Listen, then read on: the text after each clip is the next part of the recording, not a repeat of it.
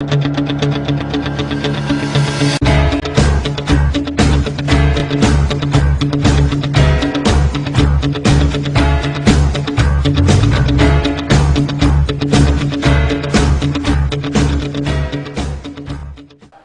there, this is Jeff Conway at Jones College Prep on the south side of Chicago for a special red carpet of Creed. We're about to meet the stars and the director of this new, awesome film. Michael, how you doing? I'm Jeff. What's up, nice to meet you. Welcome to Chicago. Nice to meet you. Thank you. So first of all, awesome film. Thank Adonis, I mean, it's a tough shoes to fill after Sylvester Stallone. Did he give you any advice about how to take on this legacy that has been built throughout decades? He said, don't think about it. It's not Rocky 6. It's not Rocky 7. This is Creed 1. Sure. And I think that was the biggest relief and the best piece of advice that he can kind of give me is don't worry about it. This is your movie and I'm here to support you. And then that relieved a lot of stress. Sure. To ask, one of my favorite shows of all time, one of the best writing was Friday Night Lights. Yeah. And so if a reunion ever came around, would you be up for a Vince Howard comeback in this kind of film? Yeah, I mean, Peter Berg and Jason Katims, came with me about and approached about a script and a story that was cool. Yeah, for sure. I love that show, and I love that family that I created down there. And obviously, there's a lot of inner city. There's a lot of crime in Chicago. There's a lot of crime around the world. What is the kind of message that you think that Adonis can give to people that are in yourself that are looking for a better path out there? I think if you work hard and you focus on your family and the people that you rely on to kind of get you through the hard times, regardless of your circumstances, that you can achieve whatever you put your mind to. Okay, lastly, really quick. So in the gym that you do in Philadelphia is Front Street Gym, correct? Front Street. That's a gym you work out in. So we have Franklin Street here in Chicago. So if this becomes a sequel kind of thing, I would love Creed 2. I think the box office would like Creed 2. If that happens, I talked to my friends over at Franklin Street Gym that kind of sounds like Front Street a little bit. And they want to give you this. Oh, that's awesome, man.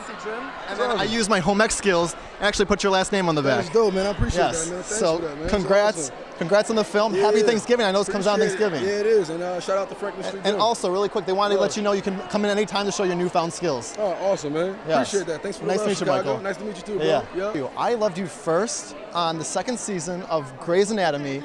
You played Dr. Weber's dying niece. Totally. She had to have her prom. And you had the most cute lines with him when you were dancing. Like, I fell in love. Like, you had the cutest lines. I love that. And it's the one that Denny dies, too, so you were in a big episode. I know. Oh, Denny died in that episode? He did. He did? Wow, that is a really dramatic episode of television. No, I also loved you as Nyla in For Colored Girls. Thank you. Tough film, but beautiful film. Thank you. You play Bianca, which has progressive hearing loss, which we don't see in a lot of young actors to play a character of this young. I guess you see an older person, but usually not this age. So was it hard to portray a person with this kind of condition so genuinely, and what did you do to really make sure you committed to that kind of role? Yeah, I think it was something really tricky. I mean, people in certain communities, especially in the deaf and hard of hearing community, are frankly underrepresented in popular media, and there is the danger that you feel like, I'm not of that community, so how will people feel about me portraying that? When we meet Bianca, she isn't hard of hearing, she's not deaf, that's something that is going to happen for her eventually, and she's preparing for it.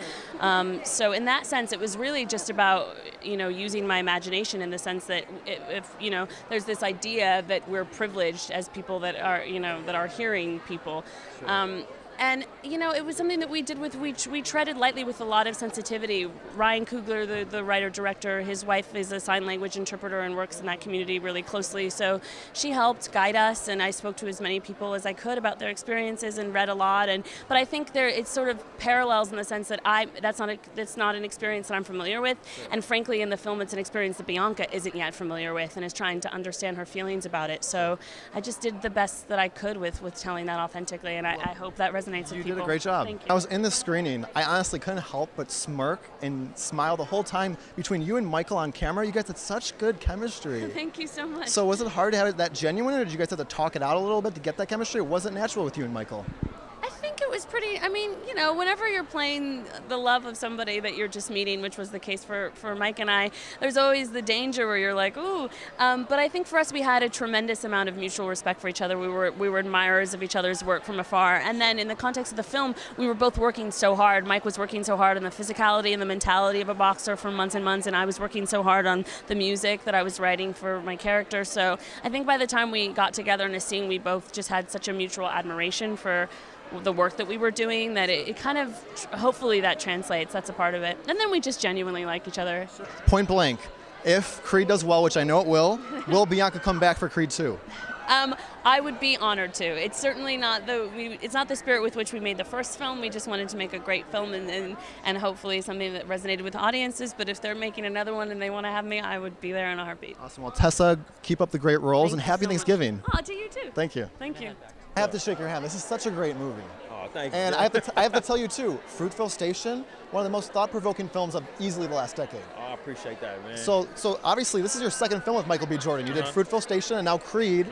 So do you think that he may be a little bit of your muse? I know it's only 2 films, but you obviously like to work with him. Yeah, absolutely. And making movies is hard, man. Like when you find people that you can do it with, and it doesn't feel like work, it doesn't feel like hard work, and you get each other. You know, I think it's important to keep it going. Sure. You know, you see a lot of filmmaker and actor relationships, you know, like that, and I think that's the reason for it. You know, because there's a comfort there. Sure. It's a shorthand there. Sure. You know, and this process is tough, man. So any leg up that you can give yourself, you know, you always want.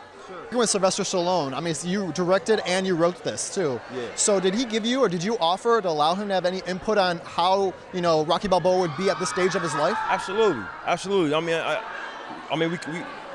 wouldn't have done it any other way. I mean, he's a producer on the film. He wrote 6 movies on the character, played the character, directed 4 of the 6.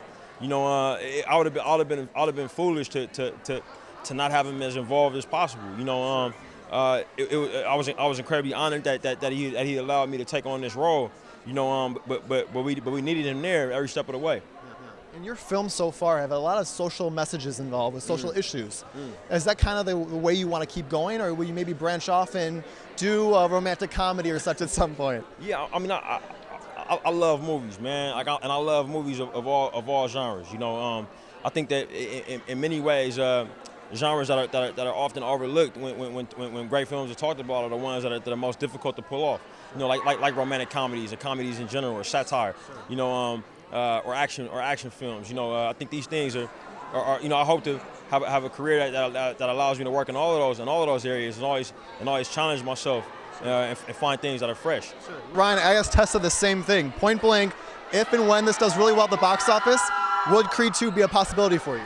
Oh wow! I mean, anything's possible. You know, and working with these great actors and these characters is something that I'll be incredibly excited about. That said, you know, we gotta take it one step at a time, man, and finish this out. You know, get it out to audiences. You know, it was always written to be its own thing, to be standalone. You know, and hopefully folks connect. Sure. Well, this film comes out on Thanksgiving, so thank you for this great film. Oh, thank you. Nice to meet you, and hope to see Creed 2. Oh, right on, man. Thanks, Ryan. Appreciate it.